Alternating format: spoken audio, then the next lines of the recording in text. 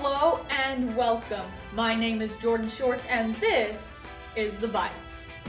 Reed Spring has a lot to celebrate after defeating rival team the Hollister Tigers at the Class 3 District 6 football playoffs. Many are calling this victory our revenge after homecoming, but whatever the case may be, there has definitely been a rise in school spirit. This rise, however, cannot just be attributed to football after the cross-country team girls placing 10th and boys placing 13th at their last meet of the season in Clever, and the Wolf Pride Marching Band doing extremely well at the Neowalla Festival in Independence, Kansas, earning not only the best possible rating they could receive, but also an award for Best Drum Major, Best Percussion, and Best Color Guard. This was their last tournament of the season. And while it's sad to see so many seasons coming to an end, this does open the door for new activities, such as the Reed Spring Academic Team, who recently attended their first tournament on October 29th.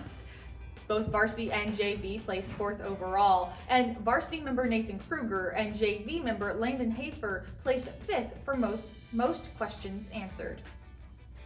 The speech and debate team will be attending its first tournament of the season tomorrow. This is not only their first tournament of the season, but also their first in-person tournament since COVID started in 2020.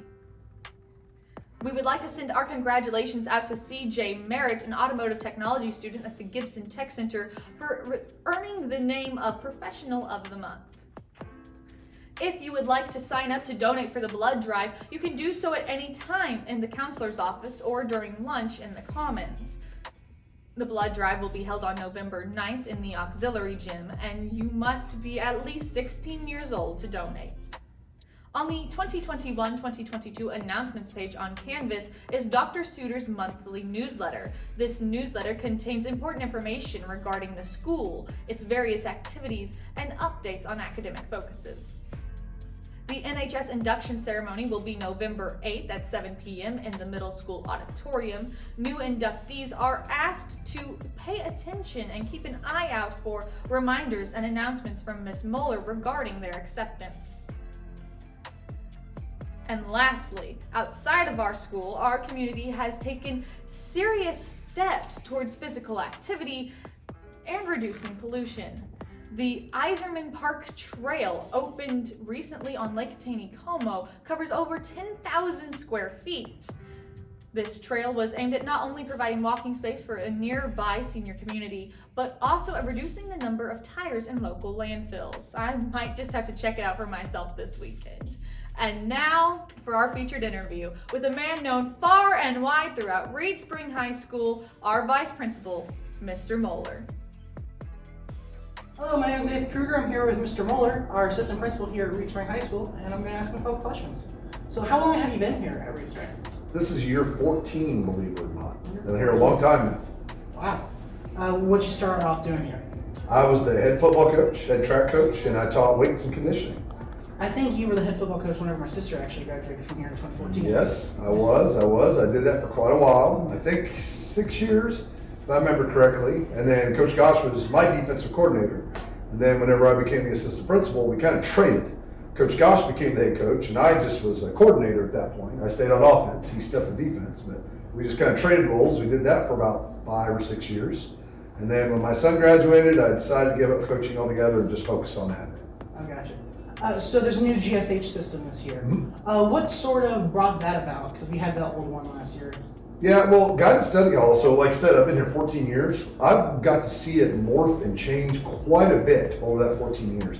And it's always been about trying to figure out just works best for helping kids that really need the most help get the help they need. And we've done several different systems. In fact, okay, so not to be too story laden with this interview, but my very first year when we first did it, basically anyone that needed help with math all went to like 2 or 3 different classrooms, and then all the math people were there. Then you had the science classrooms, and you had social studies classrooms, and you would have like 40 people in a room, and then you'd have like 4 or 5 of us people. Like I knew how to do math because I used to teach math a little bit too. We'd be in there just trying to help random people out. Well, that didn't work out real well because it was kind of chaotic, so on. So we've just been trying to systematically find a way to get kids the help that they need, but still reward those kids. And so we kind of came up with this idea of, well, let's try just rotating through the schedule again. That way kids that need help, you're going to see them. So you don't find, like in the old system, what we would get is science teacher needed Bobby that needed help, so did math.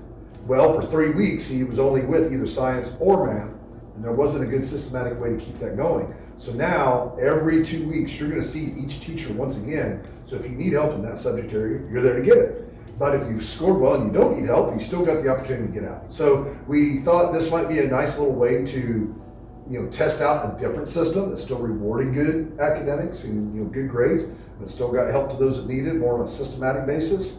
And like Guidance Study Halls again, if it doesn't work, we'll change it. We're not above saying that we've got the, it's not like we say, yeah, we've got the perfect system here. No, we're just trying to learn and adapt and grow and kind of have that growth mindset that we also try to promote amongst our teachers and our kids too, to constantly be learning and trying to figure out a better way. You brought up that growth mindset.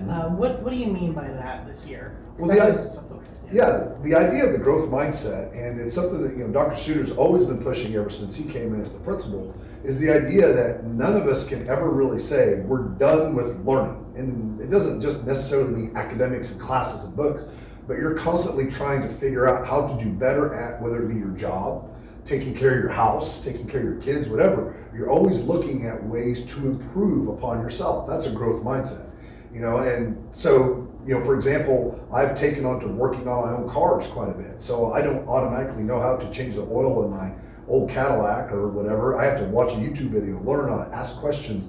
That idea of discovery and just trying to learn something new, that's hopefully something that our kids, when they leave here, we want them to pursue that, whether it be an academic focus or just a job focus or just the idea of pursuing something, a hobby or something. Always looking for ways to improve yourself and to learn more, because there's so much out there, and ways to challenge yourself. Don't ever be just stagnant.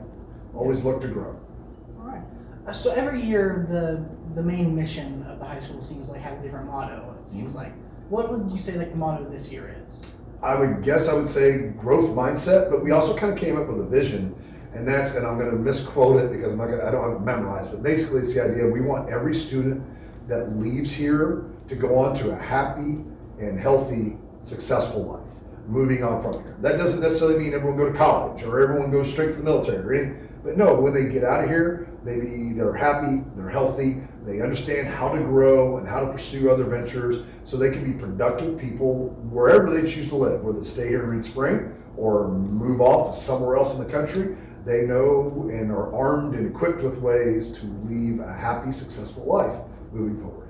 All right. Well, thank you so much for your time today. You bet, Nate. Thanks for having me. Have anything you want to say to the students, those that know you, who've been here for years, and those who just got here? Any message to them? We're glad you're here, and go Wolves. Thank you, Mr. Mueller, and thank you, Nathan, for that interview. Thank you all for watching. I'd like to say I hope to see you next week on The Byte.